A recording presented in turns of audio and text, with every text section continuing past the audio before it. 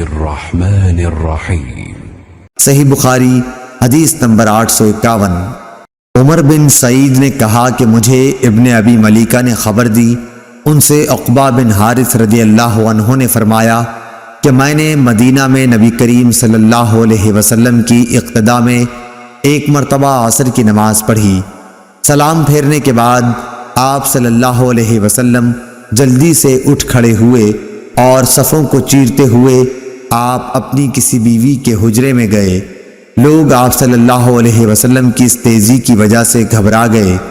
پھر جب آپ صلی اللہ علیہ وسلم باہر تشریف لائے اور جلدی کی وجہ سے لوگوں کے تعجب کو محسوس فرمایا تو فرمایا کہ ہمارے پاس ایک سونے کا ڈلا تقسیم کرنے سے بچ گیا تھا، مجھے اس میں دل لگا رہنا برا معلوم ہوا، میں نے اس کے بانٹ دینے کا حکم دے دیا۔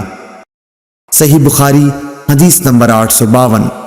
شعبہ نے بیان کیا، انہوں نے سلیمان سے بیان کیا، ان سے عمارہ بن عمیر نے، ان سے اسود بن یزید نے بیان کیا کہ عبداللہ بن مسعود رضی اللہ عنہ نے فرمایا کہ کوئی شخص اپنی نماز میں سے کچھ بھی شیطان کا حصہ نہ لگائے، اس طرح کہ داہنی طرف ہی لوٹنا اپنے لیے ضروری قرار دے لے۔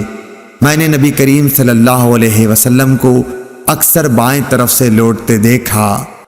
صحیح بخاری حدیث نمبر 853۔ مسدد بن مسرحد نے بیان کیا، کہا کہ ہم سے یحییٰ بن سعید قطان نے عبید اللہ بکیری سے بیان کیا، کہا کہ مجھ سے نافع نے ابن عمر رضی اللہ عنہ سے بیان کیا کہ نبی کریم صلی اللہ علیہ وسلم نے جنگ خیبر کے موقع پر کہا تھا کہ جو شخص اس درخت یعنی لہسن کو کھائے ہوئے ہو اسے ہماری مسجد میں نہ آنا چاہیے۔ کچا لہسن یا پیاز کھانا مراد ہے کہ اس سے منہ میں بو پیدا ہو جاتی ہے۔ صحیح بخاری حدیث نمبر 854۔ ابن جریح نے خبر دی، کہا کہ مجھے عطا بن ابی رباح نے خبر دی، کہا کہ میں نے جابر بن عبداللہ انصاری رضی اللہ عنہ سے سنا کہ نبی صلی اللہ علیہ وسلم نے فرمایا کہ جو شخص یہ درخت کھائے، آپ صلی اللہ علیہ وسلم کی مراد لہسن سے تھی، تو وہ ہماری مسجد میں نہ آئے۔ عطا نے کہا میں نے جابر سے پوچھا کہ آپ کی مراد اس سے کیا تھی؟ انہوں نے جواب دیا کہ آپ کی مراد صرف کچے لہسن سے تھی۔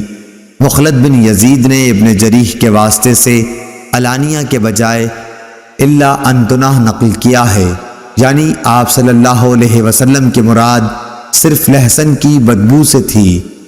صحیح بخاری حدیث نمبر 855۔ عطا جابر بن عبداللہ سے روایت کرتے تھے کہ نبی کریم صلی اللہ علیہ وسلم نے فرمایا کہ جو لہسن یا پیاز کھائے ہوئے ہو تو وہ ہم سے دور رہے، یا یہ کہا اسے ہماری مسجد سے دور رہنا چاہیے، یا اسے اپنے گھر میں ہی بیٹھنا چاہیے۔ نبی کریم صلی اللہ علیہ وسلم کی خدمت میں ایک ہانڈی لائی گئی جس میں کئی قسم کی ہری ترکاریاں تھیں، پیاز یا گندنا بھی۔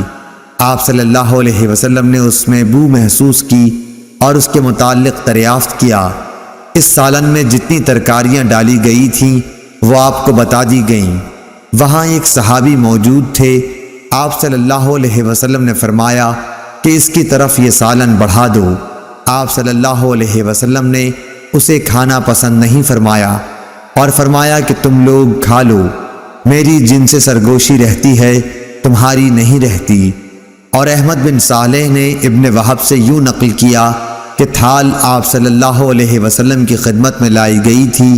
ابن وہب نے کہا کہ طبق جس میں ہری ترکاریاں تھیں، اور لیث اور ابو صفوان نے یونس سے روایت میں ہانڈی کا قصہ نہیں بیان کیا ہے۔ امام بخاری رحمۃ اللہ علیہ نے یا سعید یا ابن وہب نے کہا میں نہیں کہہ سکتا کہ یہ خود ظاہری کا قول ہے یا حدیث میں داخل ہے۔